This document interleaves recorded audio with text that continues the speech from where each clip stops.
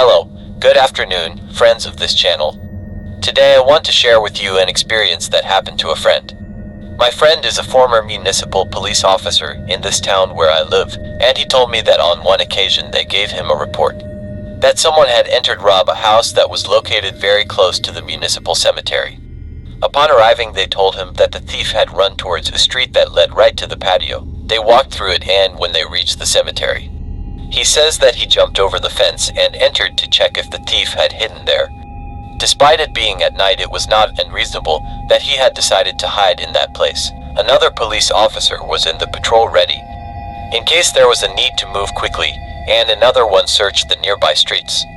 Then, after spending some time inside shining the light, observing calmly, he decided to turn off his flashlight. If the thief was hiding, perhaps he would think that I had already left, and he would come out of his hiding place. Apparently, in reality, there was no one. He walked slowly, still with his hand lamp turned off, heading towards the other end to leave the pantheon. Upon reaching a small room where bodies that are not recognized are usually left, to later be taken to the common grave or to prepare other bodies for funeral acts, he was able to look to a person standing approximately 2 meters high, someone apparently imposing, dressed completely in black, or at least that's what this person could make out. He had a very strange and slow walk, as everything was so dark he couldn't see his face. He wanted to turn on his lamp, but it didn't work. So he stayed hidden, watching, thinking that it could very well be a thief. Suddenly this person entered the room again. After knocking a couple of times, turned on his lamp, and also headed towards the room, trying to check if it was an employee of the place working late on a body, although that would seem strange since when someone dies and is transferred to that specific place, they usually receive the report regularly, and no death has been reported throughout the day or accident. He just has to wait, or maybe it was a night watchman or the caretaker of the place. Near the room, a few steps from entering, he felt chills, fear, and a feeling that something was not right. He shouted good night from the door. I am a public security officer, and they reported to us that someone robbed a house. Can you come out? No one answered, so he spoke again. Good night, I need to know if you saw someone enter this place.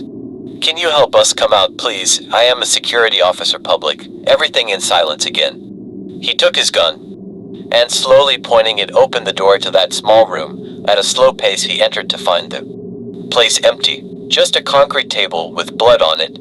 Blood spread on the walls. Some shelves with containers filled with a dark liquid. In some he could swear that he could distinguish parts of human bodies. Feet, fingers, which was something very strong for him. He felt that the room suddenly became big, but after a blink he reacted and tried to calm down.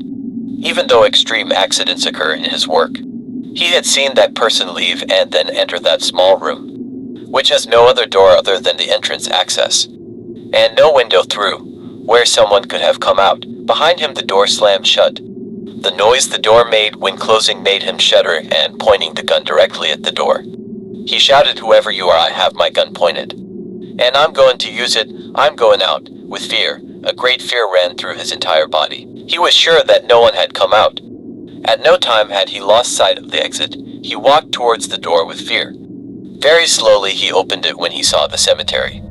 What he could see in the darkness seemed to be completely deserted, or whatever had been there in that room with him. He ran out without looking back, and says that the stretch from the room to the exit seemed eternal and dark, colliding with the graves, burying his foot in the disturbed earth of the old graves of people that their relatives had already abandoned. And just looking at the light behind the fence, he felt that someone was behind him, as if someone or something was behind him. To continue, when he finally arrived, he climbed the fence and came out. His companions asked him why he was so agitated and so pale, what had happened to him. They told him even if he calmed down, and he answered them, I don't care, let's believe it. Let's go to the patrol, please. There was something in there. I think I saw death. They arrived at the headquarters moments later. He only told his two companions what happened. They, jokingly, did not completely believe him, so the next day when they left they decided to go to the cemetery. When they arrived, it took them a few moments to find the room. They headed to it, and with more confidence, in the light of day, the companions entered. They were surprised to see those jars that for some reason they have there, and in which they preserve human body parts. Just at that moment they began to believe what I had told them, hours before the night before. My friend says that he goes out on shift and has patrol duty in that neighborhood. Whenever he passes by the Pantheon, he has a feeling that someone is in there. He always illuminates with his turrets. He has managed to see something. I have been to that Pantheon once. I found a jar with a small hand and several others with a dark liquid, probably emptied before they tried to eliminate evidence. This second experience is personal. I want to share with you an event that happened to me last Tuesday. And I will give a little context. I am from a town that works in Galleria de Plata. I live near the town. And in my neighborhood I only have the option of buses or taxis to transport myself. And well, on Tuesday I had a meeting in the center of the city that ended after 10 at night, like I didn't want to pay a taxi. I went to a park where the bus base is just to see if by chance there was a time in my neighborhood. There was one that went to my neighborhood. And since there are several buses on that route, I got on hoping it was one of the buses. Those turned out not to be, and I had to walk to my house. That whole road is completely unpopulated and without street lighting, so I turned on the lamp on my cell phone and started walking. I have traveled this route on several occasions during the day, so I know it well, the road. When I reached the middle of the road, I could see that someone was walking in the opposite direction. That is, the person was coming towards me. At first it calmed me down to see people on such a dark road, but then I was afraid that I would leave to assault, or that it was some crazy person who was trying to rob me. And that was what I was thinking when I realized that I was already close enough to be able to distinguish it.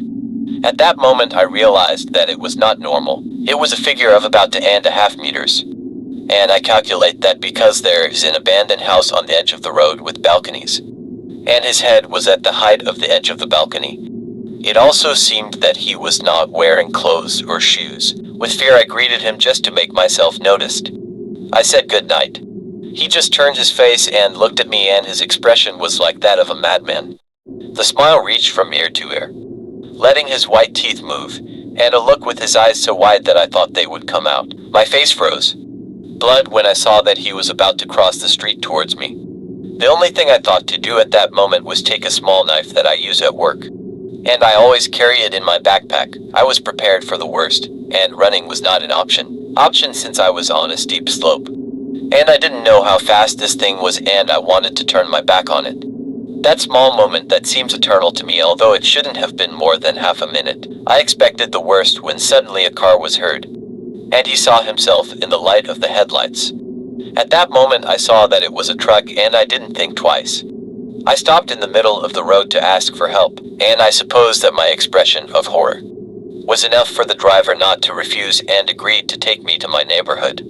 When I got home I couldn't control the trembling of my body, and his expression of this thing didn't go away from my head. When I told the story to my family, they told me that it was very likely that it was a demon, and when the truck passed by, maybe it had been help that they gave me from heaven. Since due to the security situation here, it is very, very rare for someone to give you more help at that time, and in those conditions I consider myself an atheist, and I do not believe in these things, but I must admit that this is something that I cannot explain. I have another terrifying experience. When I was around 11 years old, I was living in a small apartment with my parents. Their room was right in front of mine, and to go to the bathroom, the living room, or the kitchen, we had to go through a very tiny hallway. Every night when going to sleep, my father made sure that the front door was locked for safety. An occasion around 2 or 3 in the morning, I heard my mother scream, and I was really terrified because it was a heartbreaking scream. Even so, I tried not to give it importance and continue sleeping. I wanted to think that it was some nightmare and my dad would calm her down. The next day my mother told me her story. At around 2 in the morning she was barely falling asleep when she heard that the door to her room opened slowly. When she turned around, she assured me that she saw me there at the door, staring at her without saying anything. In the seconds it took her to settle into the bed to sit down, and asked me what I was doing there, my figure as it appeared, up to about 2 meters high. Evidently it seemed strange to him, and the first thing he thought was that someone had entered the apartment, a thief, and it was illogical that a thief had my appearance. But perhaps it was the dream or the confusion of the moment that it made him think that.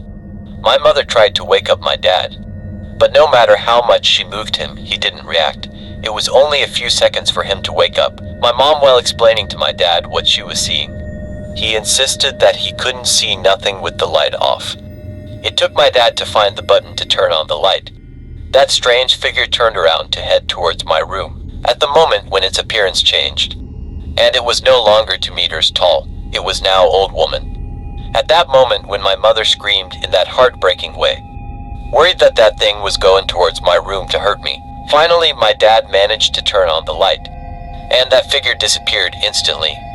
I don't know if it has any relationship, but the 2 days later they called to report that one of my grandmother's sisters had died. Thank you for reading my experiences and happy night.